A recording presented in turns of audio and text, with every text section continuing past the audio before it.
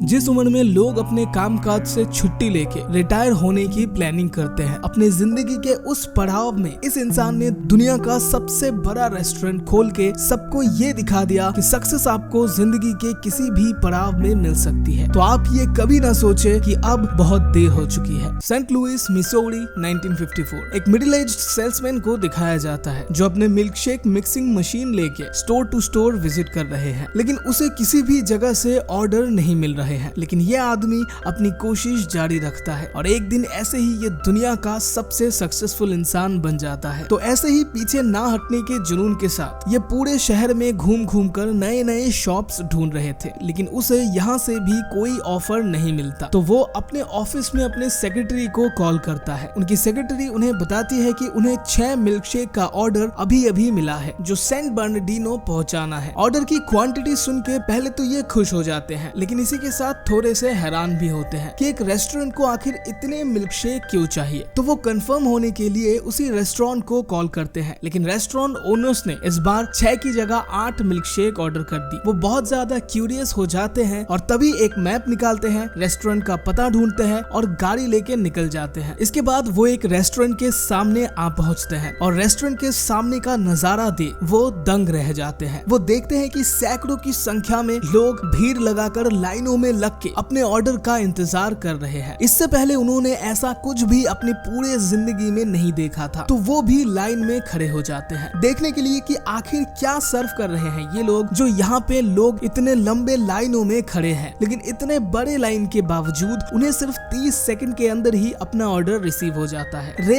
एक कुर्सी पर बैठ के अपना बर्गर खा रहे थे कि तभी एक और मिडिल एज्ड मैन उनके सामने आके खड़े हो जाते हैं और वो उनका नाम मैकडोनल्ड्स बताते हैं, जो इस रेस्टोरेंट के को ओनर भी थे। रे तभी उनको अपना कार्ड दिखाता है, जिससे रेस्टोरेंट ओनर को समझ में आ जाता है कि ये मिल्कशेक वेंडर है। रे तभी उनसे कहते हैं कि ये शायद उनके जिंदगी का सबसे बेहतरीन बर्गर है जो उन्होंने खाया है। मैक तब उन्हें कहते हैं कि क्यों ना आप अंदर चल के देखो कि कैसे हम इसे बनाते हैं। रे ये देख के अचंभित हो जाता है जिस तेजी से एफिशिएंसी के साथ यहाँ काम हो रहा है। तभी वो स्टोर के एक और ओनर से मिलते हैं जो मैक का भाई डिक था, और वो इन दोनों को डिनर पार्टी के लिए इनवाइट करते हैं क्योंकि उन्होंने मैकडॉनल्ड जैसा ऐसा शानदार रेस्टोरेंट अपने जिंदगी में कभी भी नहीं देखा था। तो वो उनकी कहानी सुनना चाहते थे। दोनों भाई डिनर पार्टी के लिए मान जाते हैं। डिनर पार्टी में मैक मैकडॉनल्ड के बनने की पूरी कहानी रे को बताते हैं, कैसे मैकडॉनल्ड शुरू हुई, कैसे स्पीड एफिशिएंसी को बढ़ाया गया, वगैरह वगैरह। ये सुनने के बाद रे रात भर सो नहीं पाए। इसके अगले दिन रे सुबह सुबह रेस्टोरेंट के बाहर आके उनका इंतजार करता है, और जैसे ही ये दोनों भाई यहाँ आते हैं तो वो दोनों भाइयों से कहता है कि उन्हें इस बिजनेस मॉडल को फ्रेंचाइजी बनाकर बेचना चाहिए। लेकिन डिक कहता है कि उन्होंने पहले भी फ्रेंचाइजी मॉडल को बनाने का ट्राई किया था, लेकिन इसमें क्वालिटी स्टैंडर्ड्स मेंटेन नहीं रहते। उन्होंने अलग अलग शहर में 5 ब्रांचेस को खोला भी था, लेकिन इन सारे परेशानियों के चलते उन्हें इसे बंद करना पड़ गया था। और मैक्स कहते हैं कि 50 आम रेस्टोरेंट होने से अच्छा है कि बेस्ट क्वालिटी वाला सिर्फ एक रेस्टोरेंट हो। रे उन्हें मनाने की कोशिश करता है, लेकिन ये दोनों इसमें उतने इंटरेस्टेड नहीं लगते। रे तभी दीवार में टंगे एक मैकडॉनल्ड पेंटिंग को देखता है, जो कि एक मैकडॉनल्ड रेस्टोरेंट की थी जिसका नाम रखा गया था द गोल्डन आर्चेस। ये दोनों बताते हैं कि फीनिक्स में उन्होंने ऐसा एक रेस्टोरेंट खोला था, लेकिन वो चल नहीं सका। रे तभी अपना गाड़ी लेके फीनिक्स में उस गोल्डन आर्चेस को देखने पहुंच जाते हैं, और इस रेस्टोरेंट को सामने से देख के उनके होश उड़ जाते हैं। उसे अब किसी भी तरह इस बिजनेस में घुसना था। वो अपने घर लौटता है और अपनी बीवी से अपने नए बिजनेस का जिक्र करता है, लेकिन उसकी बीवी उसके इस डिसीजन से खुश नहीं थी। वो पूछती है कि तुम अपने काम से आखिर छुट्टी कब लोगे। रे कहता है शायद कभी नहीं। फिर वो कुछ दिन और मिल्कशेक बेचने का ट्राई करता है और फाइनली मैकडॉनल्ड ब्रदर्स के पास अपना आइडिया लेके पहुंच जाता है। वो कहता है कि मैकडॉनल्ड का हर शॉप अगर गोल्डन आर्चेस की इस स्पेशल डिजाइन के साथ बनवाया जाए तो एक ब्रांड की तरह हम इसे सेल कर सकते हैं और एक ऐसा रेस्टोरेंट बना सकते हैं जहां बच्चे बूढ़े सभी आके बैठ सकेंगे और लोग अपनी पूरी फैमिली के साथ यहाँ गैदरिंग्स कर सकेंगे। डिक को अभी भी इस आइडिया पर भरोसा नहीं होता, लेकिन उसका भाई उसे कन्विंस कर लेता है। अगले अगले सीन में रे क्रॉक दोनों भाइयों से अमेरिका के मिडवेस्ट में फ्रेंचाइजी बेचने का कॉन्ट्रैक्ट उठा लेता है, लेकिन इसके पीछे की शर्त ये थी कि किसी भी तरह के चेंजेस के लिए उसे मैकडॉनल्ड्स भाइयों के अप्रूवल चाहिए होंगे और क्वालिटी में कोई भी कॉम्प्रोमाइज नहीं होनी चाहिए। फाइनली रे क्रॉक को आखिरकार डील मिल जाती है, लेकिन उसका ये सफर अभी तो जस्ट शुरू ही हुआ था। वो पहले अपने इस आइडिया के साथ हर एक बैंक में जाके विजिट करता है ताकि उसे कहीं से लोन मिल सके, लेकिन उसे कहीं से पैसे नहीं मिलते। कोई चारा ना मिलने पर वो अपना घर गिरवी रख देता है बिना अपने बीवी को बताए और उस पैसे से वो अपना पहला मैकडॉनल्ड का स्टोर का काम शुरू कर देता है। रे अपने काम को लेके बहुत ही पैशनेट होते हैं और उन्हें सब कुछ जल्दी जल्दी चाहिए होता है, लेकिन दूसरी तरफ मैकडॉनल्ड ब्रदर्स थोड़े से सुस्त और कम एनर्जेटिक थे, तो धीरे धीरे इनके बीच काम को लेके आर्ग्यूमेंट्स शुरू हो जाते हैं। रे को कोका कोला से स्पॉन्सरशिप मिलती है और वो कोका कोला के लोगों को मैकडॉनल्ड की मेन्यू में लगाना चाहते थे ताकि उन्हें फ्री में कुछ पैसे मिल सके, लेकिन डिक को मैकडॉनल्ड्स को कमर्शियलाइज नहीं करना था, जिसे गुस्से में आके रे डिक का फोन काट देते हैं। धीरे धीरे अब उनका ये रेस्टोरेंट का धंधा अच्छा चलने लग जाता है और मैकडॉनल्ड ब्रदर्स की तरह रे भी क्वालिटी और हाइजीन को मेंटेन करके रखते थे, लेकिन घर पर उसकी बीवी को वो समय नहीं दे पा रहे थे, तो वो अपने बीवी को लेके अपने कुछ रिच फ्रेंड्स के साथ डिनर पार्टी करने आ जाते हैं। यहाँ रे उनको अपने फ्रेंचाइजी बिजनेस के बारे में बताता है। पहले तो वो लोग मजाक उड़ाते हैं, लेकिन रे किसी तरह उनको मना लेते हैं और वो अपने दोस्तों को फ्रेंचाइजी बेच देते हैं, लेकिन उनके दोस्त स्टोर की क्वालिटी को मेंटेन नहीं रख रहे थे, तो रे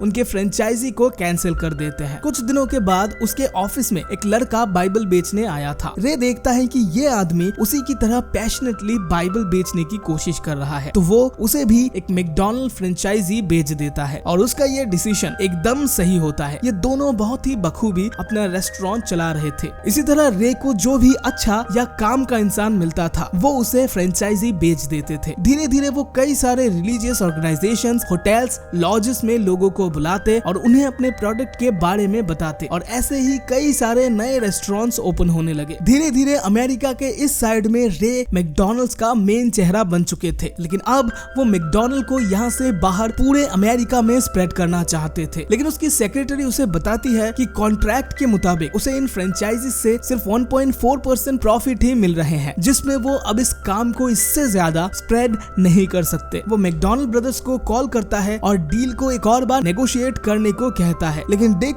उसका ऑफर नहीं सुनता। उसी रात को रे जब घर लौटता है तो उसकी बीवी को पता चल चुका था कि उसने घर गिरवी रख के बिजनेस शुरू किया है, क्योंकि बैंक से उन्हें कॉल आया था। रे अगले दिन बैंक पहुंचता है, लेकिन बैंक मैनेजर कहता है कि उसने 3 महीने से इंस्टॉलमेंट नहीं दी है। वो कॉस्ट कैसे कम करे ये सोचता रहता है, तभी वो अपने एक फ्रेंचाइजी ओनर के पास पहुंच जाता है जो कि रॉली और जोन्स होते हैं। जब जोन्स उसकी प्रॉब्लम सुनती है तो वो कहती है कि क्यों ना वो असली मिल्क शेक के बजाय पाउडर मिल्क शेक का यूज करे, उसका टेस्ट भी अच्छा है और इसमें कॉस्ट भी कम आएगी। रे को ये आइडिया बढ़िया लगता है, लेकिन इसमें एक और प्रॉब्लम थी। उसके कॉन्ट्रैक्ट के हिसाब से वो प्रोडक्ट में कुछ भी चेंज तभी कर सकता था जब मैकडॉनल्ड ब्रदर्स इसकी इजाजत दे, लेकिन डिक इसमें भी नहीं मानता। रे को अब कोई रास्ता नहीं दिख रहा था। फिर से वो एक और बार बैंक में जाता है और वो एक और लोन की अर्जी करता है। तभी हैरी सॉनबर्न नाम का ये शख्स उनकी ये बातें सुन रहा था और वो कहता है कि वो इसमें रे की मदद कर सकते हैं। रे उसे अपना बिजनेस लेजर दिखाता है तो लड़का कुछ देर देखने के बाद कहता है कि उनके बिजनेस के मॉडल में एक चेंज लाना होगा। इसमें उसे पहले तो लैंड खरीदना होगा, फिर उस फ्रेंचाइजी ओनर को लीज में लैंड देना होगा। ऐसे करने से न सिर्फ उनके फाइनेंशियल प्रॉब्लम सॉल्व हो सकते हैं, बल्कि वो मैक एंड डिक को भी अपने कंट्रोल में रख सकता है। रे हैरी की एडवाइस सुनता है और कई सारे इन्वेस्टर्स से मीटिंग करके वो अपने कंपनी का नाम चेंज कर देता है। डिक को जब ये पता चलता है तो वो रे को कॉल करता है, लेकिन रे कहता है कि ये कंपनी मैकडॉनल्ड के अंडर नहीं है, तो अब वो कॉन्ट्रैक्ट के अंदर बंधा हुआ नहीं है। रे अब यही नहीं रुकता, वो पाउडर मिल्क शेक को मेन्यू में ऐड करने को तैयार हो जाता है। जब डिक को इस बारे में पता चलता है तो वो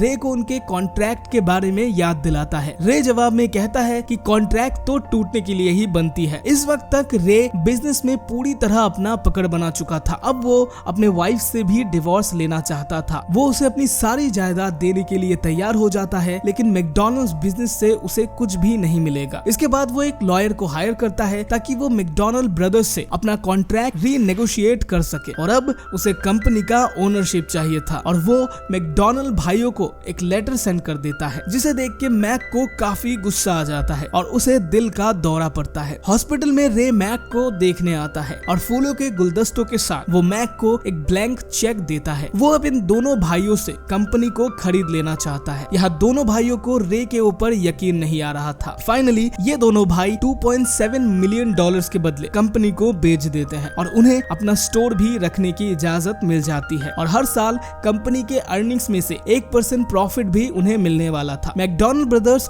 अब डील एक्सेप्ट कर लेते हैं। इसके बाद डिक रे के साथ वॉशरूम में मिलता है और उसे कहता है कि उसने उनका आइडिया चोरी करके एक और ऐसा ही रेस्टोरेंट क्यों नहीं बना लिया। रे उससे कहता है कि उसे उनका नाम चाहिए था, मैकडॉनल्ड्स। मूवी के अंत में मैकडॉनल्ड भाइयों को अपना नाम चेंज करना पड़ता है। रे क्रॉक अब पूरे दुनिया भर में अपने कई सारे स्टोर्स ओपन करते हैं और आज उन्हें भला कौन नहीं जानता। मूवी कैसी लगी हमें कमेंट सेक्शन में जरूर बताएं। Thank you so much for watching this video को एक लाइक करके हमारे चैनल को सब्सक्राइब जरूर कीजिएगा। मिलते हैं नेक्स्ट वीडियो में ऐसे एक मजेदार मूवी रिकैप के साथ।